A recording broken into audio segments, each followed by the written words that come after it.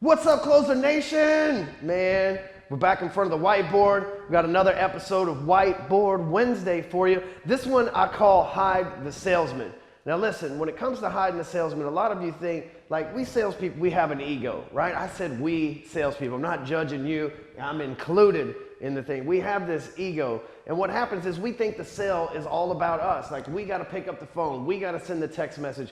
We got to be the person pitching people. We got to get face to face. We got to get on the phone. Like, that's how we feel about it because of our ego. But the truth is, the people these days, they've been programmed differently. You see, a lot of us salespeople, we're programmed with old school thinking because our managers are old school and the CEOs of the company we work for are old school, or maybe our industry is highly regulated and old school. But meanwhile, what's happening is people are getting accustomed to doing business differently, especially online.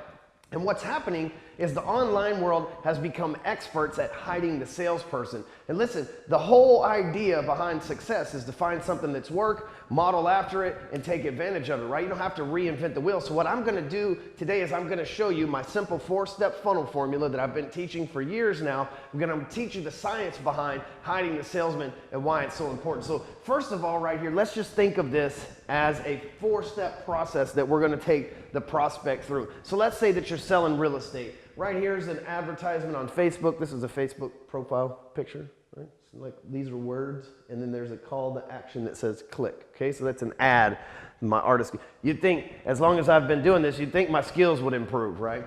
The first thing that you need right here is you gotta have some sort of bait, okay? So this advertisement, if you're a real estate agent, you're gonna need some kind of bait. And the bait's not hire me as your real estate agent, or I sell homes fast, or a picture of you and your damn dog, or whatever the hell that people usually do in the real estate world. It's gotta be some good bait, right? I mean, my whole life, or not my whole life, but my whole career, that's where really I've been focused on is the bait. Matter of fact, I make sure that when I have bait dangling in front of somebody, I think it's the most important part. As a matter of fact, I've become a master copywriter and a master marketer so that I could master bait. That just fucking didn't come out right, did it? Holy shit, that really happened. That's good shit, though. That's good shit. We're going to save that. So, like, pun intended, fuck you guys.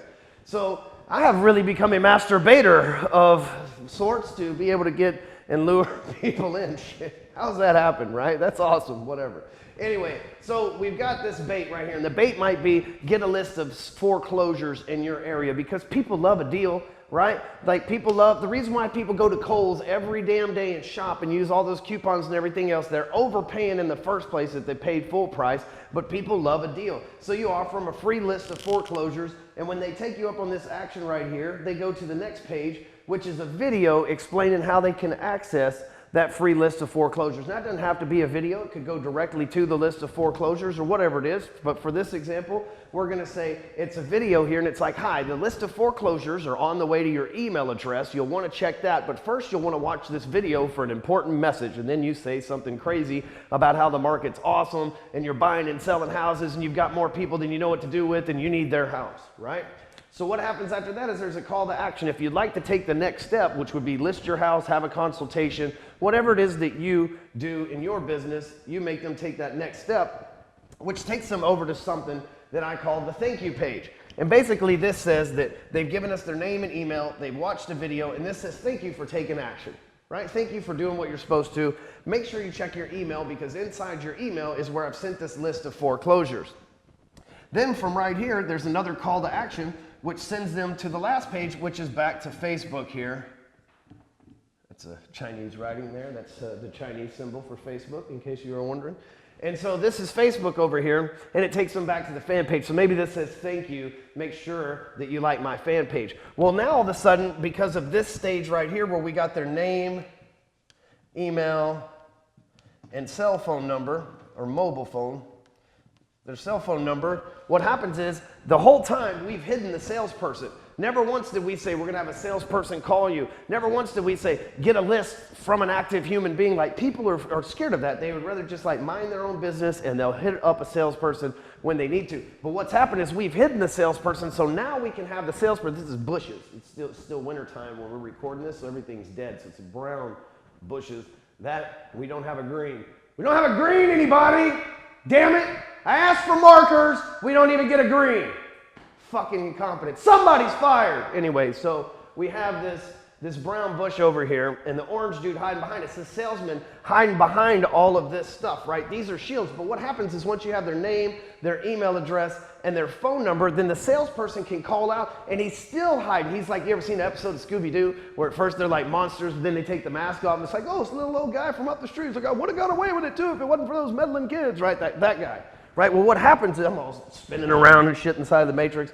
What happens is we're gonna hide them, but since we got their name, email address, and phone number, we're gonna have the salesperson reach out to them, but we're not gonna have them reach out to them and say, hi, I'm in the sales division, right? We've gotta have them put that mask on and be this something else. So let's say they opted in for a list of foreclosures.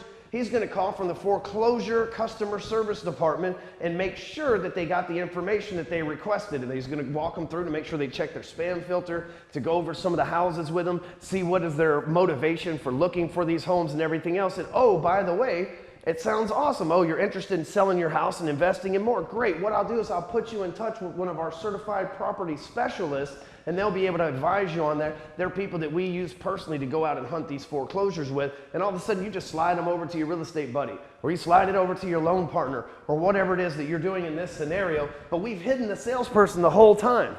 And by the time the salesperson shows up, which is the end party that says, oh, hey, I'm not this person that calls and says, hey, I want to make sure you get your stuff, but the person that's referred to, that third party calls them, they've already got social proof, they've already been teed up, so by the time the salesman appears, it's like you were playing hide and go seek, it's like, game's over, I give up, come out, wherever you are, right? And that's what happens, and the salesperson steps out and the deal can be done. But if there was a salesperson right here on the front end, if this was a person trying to say, hey, buy a house from me, this is not gonna happen. We have to hide. This is the way that the market works these days. I hate to admit it because I'm a salesperson too.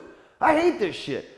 But look, I'm smart enough to know my mentor at a young age was Bugs Bunny. He said, if you can't beat them, join them. And I'm not gonna fight this trend because this is what's happening. So I'm gonna figure out how I can hide within this trend and utilize myself. You should too. In your advertisements, in your marketing, the thing that you wanna do these days, as crazy as it sounds, is you wanna make sure you hide the salesman. If you dig this, make sure you share it. Hit the share button on YouTube. Make sure you share this on social media, on Facebook and everything else. Make sure you check in every week right here for Whiteboard Wednesday. Y'all be cool.